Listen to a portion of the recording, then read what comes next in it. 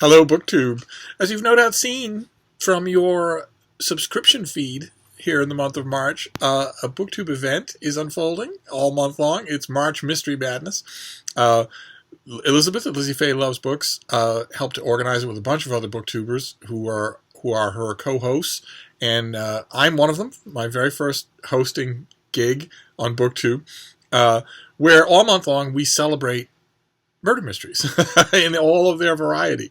And it occurred to me just recently, the month is winding down. We are Boston is, we have had 4 blizzards, so that means it's 3 weeks along. We have 4 more blizzards to go before the month is over. The city and most of the state will be shut down this Wednesday, as it was shut down the Wednesday before, and the Wednesday before that, and the Wednesday before that, and the Wednesday before that.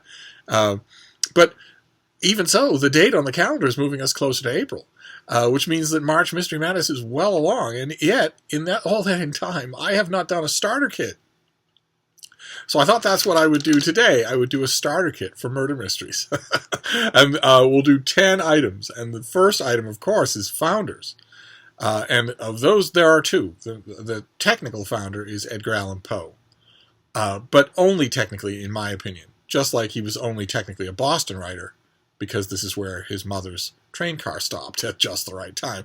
But nevertheless, he wrote 3 mysteries starring a superbrain. He called them Tales of Ratiocination, where he set a pattern that, for good or ill, the mystery writing world aped for the better part of a century after he was done with it, where one person is a superbrain and sees a bunch of baffling clues, but sees through them where no one else does, hunts down the truth, usually seen through the eyes of a much less intelligent accomplice, and reveals the truth dramatically at the end of the story. I don't think much of Poe's detective stories. I know that a lot of people do, but you have to read Murders in the Rue Morgue, the classic Dupin, Edgar Allan Poe mystery story. But the real founder, in my opinion, of course, the real founder of the murder mystery genre is Sir Arthur Conan Doyle and the Sherlock Holmes stories, the Sherlock Holmes canon that I know backwards and forwards. I know every single detail. I have read those stories too. There are several of them that I know by heart. There's no reason ever for me to read them again, and yet I do. And when it comes to Sherlock Holmes for a starter kit, I would, of course, want you to read all of it. The Hound of the Baskervilles and the Valley of Fear are flawed, deeply flawed novels, but still, I would urge you to read everything. But for a starter kit, if we were to concentrate on just short stories, then it'd be 4 that I came up with. And of course, you could probably come up with a different 4 and still get a real good flavor for what Holmes is like. But I came up with Sign of the Four, Study in Scarlet, The Final Problem, in which Sherlock Holmes faces off with his arch nemesis, Professor Moriarty, and appears to die, and The Adventure of the Empty House, in which, as is the famous story, Arthur Conan Doyle wouldn't be left alone on the street. Thousands and thousands of fans kept demanding that he bring Sherlock Holmes back. And finally he did in The Adventure of the Empty House, and it's tremendously good. Just tremendously good. And if you read those 4 Sherlock Holmes, if you've never read any Sherlock Holmes, those will certainly be a really good start for you. And then from there, I want to move on to some Titanic women writers from the golden age of murder mysteries. And of course, the number 1 of those is Agatha Christie, who almost could be considered a co-creator of the genre. And her 2 great characters are also templates that murder mysteries have, the mystery writers have run with. Now, one of them is the Sherlock Holmes, Edgar Allan Poe template of the super genius who sees things more clearly than anyone else, and that is, of course, Hercule Poirot. And the Hercule Poirot story that is the most famous because of a movie adaptation, and then a horrible second movie adaptation, but that's also a terrifically effective book, is Murder on the Orient Express, in which, a lot of the classic murder mysteries do a very elemental trick. In Murders in the Rue Morgue, the question that occurs 2/3 of the way through the story is, what kind of a man could possibly do this? And there's a trick. And the same thing is true with a bunch of Sherlock Holmes mysteries. The Doyle really understood that gimmick well. And Murder on the Orient Express is probably the ultimate expression of that kind of a trick, where you have a dead man on a train. So it is a locked door murder mystery, essentially. And you have all the passengers on the train, and you have to figure out which one of them killed the dead man. And Agatha Christie comes up with the mother of all twists for that question, to undermine the question. But her other signature character is Miss Jane Marple, who sets a template of a completely different kind. In my opinion, Miss Marple is Agatha Christie's true stroke of genius. In Poirot, she's just doing what people have done before her. In Miss Marple, she's breaking a lot of ground. Essentially, C.K. Chesterton, Father Brown type ground, where only without any hint of grace or insight of the supernatural or anything like that. Miss Marple is a very observant old lady from a little village. She is in my opinion, the real mold of the unlikely sleuth that we get endless variations on ever since. And there are a bunch of Miss Marple novels. They shouldn't be entertaining. They shouldn't be, but they are. And my favorite one is Nemesis. Because I always like the Miss Marple novels in which the outside world the characters in the outside world think of her as a dotty, nosy old lady, and then slowly realize that she's not. That, as a character in Nemesis says, she has a mind like a bacon slicer. I love those. I love those kinds of stories. So if you read those two, Murder on the Orient Express and Nemesis, you will get a good, strong hint of Agatha Christie. And then the next big name for that time period is Dorothy Sayers. And when you say Dorothy Sayers in murder mysteries, you are automatically talking about Lord Peter Wimsey, who is a takeoff of a template on his own, which is the bungling, effete, usually wealthy, usually very amateurish detective who sort of stumbles into things but figures them out better than the cops do. Now that is a template that I can't stand. Dorothy Sayers does it better than anybody, but even in her case, there are many points in the Lord Peter stories and novels where I want the nearest policeman to shoot him.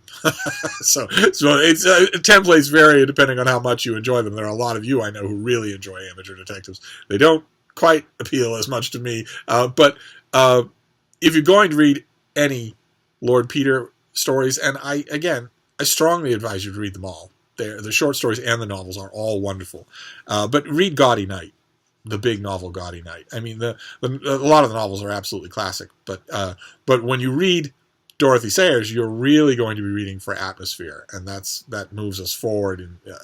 But there are two other names I want to mention from the so-called golden age of murder mysteries, and this starter kit won't necessarily be strictly in chronological order. I want to bounce around a little, but the two other names I want to mention are Ngaio Marsh and Margery Allingham, both of whom aren't nearly as well known as Dorothy Sayers and Agatha Christie, but they both wrote really good books, especially Margery Allingham. I wish she were better known today than she is. But if you are at a used bookstore or a charity shop or a yard sale and you see a bunch of old Margery Allingham mass market paperbacks and you're wondering if they're any good, they are. You should read them. But then I want to move on to the next one I want to do. The third item on our starter kit here is a standalone book. And the only reason that the author is also from the golden age of murder mysteries and wrote more than one book. The only reason that I want to mention it alone is because it may be the best-selling murder mystery of all time. I'm not 100% sure of that, but I don't know that there'd be any way to know. But it's Josephine Tey, and the book is The Daughter of Time, which I've mentioned on this channel before, where her police detective, Allan Grant, is laid up in hospital. He has a broken leg. And he can't do anything. He can't track down criminals. Can't do anything like that. But he can't turn off his detective's mind either. And friends of his are bringing him things to while away the time, including pictures and books and whatnot. And when his imagination alights on a picture of King Richard III, the infamous hunchback murderer of the princes in the Tower, he starts to question whether or not anything he knows about Richard III is true. because the picture of Richard III that he sees, when he isn't quite sure it's Richard III, strikes him as an innocent man. It arouses his policeman's instincts, but all in favor of Richard instead of against. So he starts from his hospital bed to do a historical inquiry into whether or not there's any truth to all of the mysteries around Richard III. And its success was maddening for me. It has ever since been maddening for me because Josephine Tey was not a historian and obviously she must have known within 5 minutes of thinking up this plot what a humdinger of a story she had. And it worked. This thing has sold like griddle cakes in her own day and ever since. I want to stress, just for you raving Ricardians out there, that it isn't actually true. The history, as Josephine Tey cooks it in her book, is not actually true. Richard was a homicidal maniac, and it wasn't just his nephews that he killed. He killed lots of other people too. But nevertheless, whichever side of the question you fall on, the book is tremendously effective. So I wanted to mention it alone. And the next one I also want to mention alone is not a book but an author. I don't have a specific book to recommend because I've never seen a great difference between any of his books. They all seem very smoothly the same. And the author is Rex Stout. And the character is Nero Wolfe. This enormously corpulent man who lives in a very nice address in New York and grows orchids and is very fond of food and has a very peculiar personality. And he solves crimes largely through what Edgar Allan Poe referred to as ratiocination. For the running around, the investigating in situ that Sherlock Holmes is so famous for, right? Disappearing from 221B Baker Street for days at a time while he searches the ground, while he goes in disguise. Even at murder scenes, we see him fling himself upon the carpet and examine hairs at a quarter of an inch distance. In fact, he tells us in The Adventure of the Greek Interpreter, he tells us that his brother, Mycroft, actually has greater powers of deduction than he is. And that the only reason that he's not as well known and famous as Sherlock Holmes is because he doesn't move. Because he goes between his club and his home and his job and his club and his home and his job and never could be troubled to hunt down clues or evidence. That is true of Nero Wolfe, but he is such a charismatic character that you don't mind. And also he has a hired dog's body. Archie Goodwin, his right-hand man, his wisecracking action hero sidekick, does all of that for him. It's kind of an advancement on the Holmes-Watson dichotomy. But they're delightful. I don't have any one particular Nero Wolfe novel to recommend because they're all so good. And Wolfe is such a strange and memorable character. At one point in one of the books, an armed thug breaks into his office, points a gun at him, and says, "Don't move!" And Nero Wolfe says, "I almost never do." So I highly recommend them. But I want to move on from there to writers around the time of Rex Stout saw the dichotomy. You've got this great brain, Nero Wolfe, and you've got Archie Goodwin, who's no dummy himself, and a great flair with the ladies, and good with his fists, and good in a tough spot. What if Archie Goodwin was also the brain? And you get from that the hard-boiled detective subgenre of mysteries, the entire thing of it, where the detective is two-fisted. The detective is a ladies' man. The detective is out on the mean streets, although he himself is not mean. And there are three names that I want to bring up for a hard-boiled detective. Of course, the first one is Raymond Chandler. And, I'm sorry, this is sliding. This camera is sliding. I don't know why. There are a whole bunch. I mean, Raymond Chandler, reading his entire body of work would not take you a week. But if you want to just dip your toe in and get a feel for him, then I would recommend Farewell, My Lovely. It's my favorite, but it could be any of his books. And the second one is Dashiell Hamett. And of course, when you're talking Dashiell Hamett, you have to read the Maltese Falcon. You also, I would say, I hesitate to branch out on these starter kits, but you really have to see the Maltese Falcon too. just saying, those of you who might never have seen it, you really ought to rectify that. And then the third name, Dashiell Hamett and Raymond Chandler are very well known. The third name ought to be as well known because he's a better writer than either one of them. And that's James Cain. Who wrote a slew of dark and very cerebral crime novels they're noir, they're difficult to categorize, they're surprising, And the one that I would probably recommend just for accessibility would be The Postman Always Rings Twice. But those three are definitely part of any starter kit. That's a byroad of murder mysteries that you can't do without. And if The Hard-Boiled Detective is a byroad of murder mysteries that you can't do without, then the next one that I'm going to talk about is very much too. And you can see it brewing in embryo in most of the earlier books that we've talked about. For instance, even as far back as Sherlock Holmes. Sherlock Holmes is the world's only consulting detective. But in order to examine crime scenes and in order to be interviewing witnesses and whatnot, he needs to deal with the police. Most often in the form of Inspector Lestrade, who he mocks and ridicules as a bungler. Even when he praises Scotland Yard detectives, it's very measured praise. He clearly thinks of them as the brightest in a batch of imbeciles. And you move on from there because, there are some very prominent and recurring police figures in Nero Wolfe, for instance, and a bunch of others. The police are never far from these things, as how could they? Right, as the police, as a social organism, as a societal organism, have grown more organized, more detached from normal life, more official, more empowered as time goes on. So, of course, the category that I'm talking about next is the police procedural, where the writers decide to dispense with the rivalry between the sleuth and the police by putting the sleuths on the police force. And there are a whole bunch of, you'll know this already. I want to name just a few titans. But the genre is now choked with police procedurals. But I want to name some of the great ones. Elizabeth George, for instance. Donna Leone, because it doesn't matter what country the policeman is from. Ed McBain and his New York Precinct novels that are as pure a distillation of police procedurals as you can get. Martha Grimes. And also the great P.D. James, who's... my favorite of her books is not a police procedural. My favorite is a pastiche of Pride and Prejudice, but I love all of her books, and a lot of them are very good examples of the genre. And it's interesting. Police procedurals are very interesting. I myself think that they remove a vital element of murder mysteries. For me, the free agency of the sleuth is a vital element. For me, the fact that the sleuth is not their job to solve the crime adds something to murder mysteries that is missing in police procedurals, where if the hero fails to find the murderer, they have lapsed in a moral sense. Yes, because if they fail to find the murderer, evil triumphs. Yes, okay. So they're in a moral struggle like all the sleuths before them, and if they fail, they have failed morally. But they also fail at their job, and that, for me, that brings it down a level that I've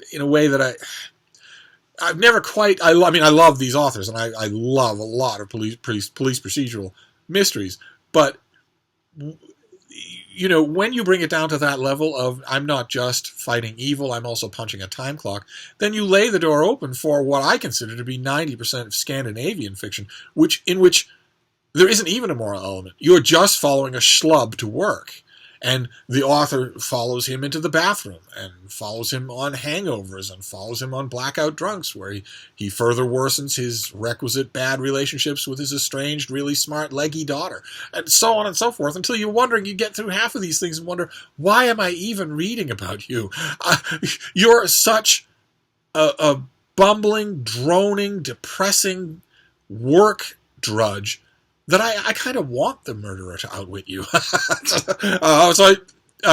But even given that, police procedurals have a snap to them, because the moral shift goes from inside the sleuth, who would solve the crime even without a moral dimension, to a much more pronounced moral vying between the criminal and the law. That can be played really well. That can be done really well. And the next item is singular author, just like Rex Stout, and that's Georges Simenon, his Maigret novels that are in endless profusion. I had to mention them alone because they're being reprinted with new translations. Just a whole series of them is coming out from Penguin, and it's allowed me over the last 2 years to really refresh my memory on these books, to read them all again, and come to a greater appreciation of what's going on there. I mean, Simenon makes it look so easy. And I think, probably, after a while, it really was so easy. I don't discount the urban legends of how fast he could write these things, but they're really good anyway. So I highly recommend any one of them. And the main protagonist is a policeman. The main group of protagonists are all policemen, his colleagues, and the crimes again are solved as a matter of the job, but very gracefully, very, very minimally. Then the next thing that I want to recommend is also a standalone author, but it's also a kind of murder mystery, and that's psychological, where we really get into the twisted mind of the protagonist. Of course, the modern example of that would be Thomas Harris with Hannibal Lecter and Jane Gum and the Tooth Fairy, all these horrible psychotic serial killers that he dreams up and that have lodged themselves fairly well in the popular imagination, even though I, like everyone else, would love Robert Harris to write a new book. But the author I want to bring up is Ruth Rendell, who I couldn't leave off this list because she's given me so much pleasure. And her books are dark. They're dark and they're spiky, and largely because they foray into psychological areas. And then the next item on our list, the penultimate one, number 9, is a kind of murder mystery. And that is the country house murder, which is, we go from the dark, twisted psychology of murder mysteries to perhaps the most frivolous of all the murder mysteries, the English country house murder mystery, where you've got a bunch of foppish, idiotic, exaggerated, eccentric, idiosyncratic characters at a country house, and something happens. Somebody dies. And there's either someone there who's a guest who has some proclivity for solving crimes, or somebody's called in and needs to question all of these idiots and find the murder in the most idyllic setting imaginable. And the reason I have it on the list is I have a marked sweet tooth for country house mysteries, including one particular anthology. I'll list it down below, and I'll link to my review of it, because, but at Country House, any anthology of country house murder mysteries will give you a very good feel. It's a very limited subgenre. And the last subgenre that I want to talk about, the last aspect of murder mysteries for this starter kit, is huge. It's sprawling, and it gets bigger all the time. And that's historical murder mysteries. Here I'm not talking about something like The Daughter of Time, because I'm rather talking in this particular entry of murder mysteries that take place entirely in the past. In The Daughter of Time, yes, Alan Grant is trying to unravel a mystery in the past, but he's in the present. I'm talking about stuff where it's all in the past, whether it's ancient Egypt or ancient Greece or ancient Rome. And I want to mention a few authors, like, for instance, Robert Van Gulik's books on Judge Dee. I think I've mentioned them before on this channel, the Judge Dee murder mysteries, a medieval judge who has extraordinary powers of compulsion and litigation and sentencing. And we see Judge Dee's life, and we know what he's like personally, but the novels are also well constructed, very well constructed. So they perform an essential element of historical murder mysteries, which is to give you a feel for the era. In other words, historical murder mysteries they have a strong allegiance to historical fiction. And one of the main functions of historical fiction is to give you the era, to bring you in a way that perhaps poorly written history can't. And same thing is true with C.J. Sanson's books in Tudor England. I wanted to mention them, the Matthew Shardlake murder mysteries starring a hunchback attorney named Matthew Shardlake, which are really, really good. Every one of them is. They get much bigger as they go along. And again, I think it's been a while, but they're well worth your time to read. Well worth your time. And I mentioned ancient Rome, and that, of course, brings up a vast trough of murder mysteries set in ancient Rome, some of which are really, really good. Authors like Lindsay Davis or Stephen Saylor or David Wishart are just tremendous. They set their murder mysteries in the welter of Rome. You get all different periods, but most of them are hovering around the transition period between the end of the Roman Republic and the beginning of the Roman Empire. Most of them, a great number of Roman murder mysteries have the linchpin of Julius Caesar. And they have all different kinds of tones. Lindsay Davis is much more slangy and informal. David Wishart is outright funny. But a lot of them are very serious. Stephen Saylor's books are very serious and very atmospheric. And the last bit of historical murder mysteries that I want to mention are when you enlist a famous historical character, a figure from history, and make them a sleuth. And that has happened many times, and with varying degrees of believability. There was one for Aristotle, a bunch for Benjamin Franklin. Dr. Johnson is a murder detective in at least 4 novels that I know of. One of the most successful ones is a relatively modern series starring Jane Austen as a sleuth, which I will leave the links to all of these, the notations on all these things down below. But Barron's novels about Jane Austen are actually very good, and the more you know Jane Austen's novels, the better they get, which is always fun. That's always an extra treat.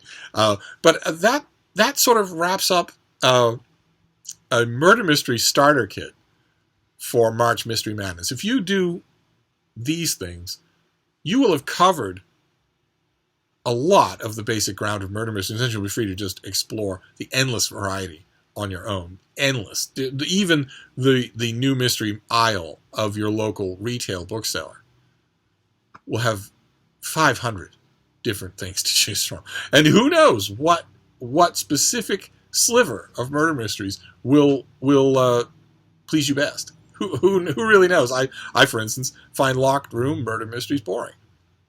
Most people love them. I find cozy murder mysteries, for instance, there's a subgenre of murder mysteries called cozy mysteries, in which atmosphere is literally everything, and the murder almost is inconsequential. And they've always bothered me. They have legions of dedicated fans, including several of my co-hosts for March Mystery Madness. But I've almost never read a cozy murder mystery that didn't irritate me on some level and make a part of me say, someone has died. You shouldn't be giving me recipes at the end of every chapter. Someone has died. Someone's not alive anymore. But no matter what kind of sliver of the mystery world is your entrance point, you'll find many, many, many examples. And I wanted to mention these because a lot of these authors aren't in print anymore, or only spottily in print, and help to found the genre. So I'm going to wrap this up for now, and if I remember, I'll try to remember to leave all the information down below, not just the notations for these books, but also the notations for everything else to do with March Mystery Madness. And I'll be back with plenty of other stuff. So thank you, BookTube.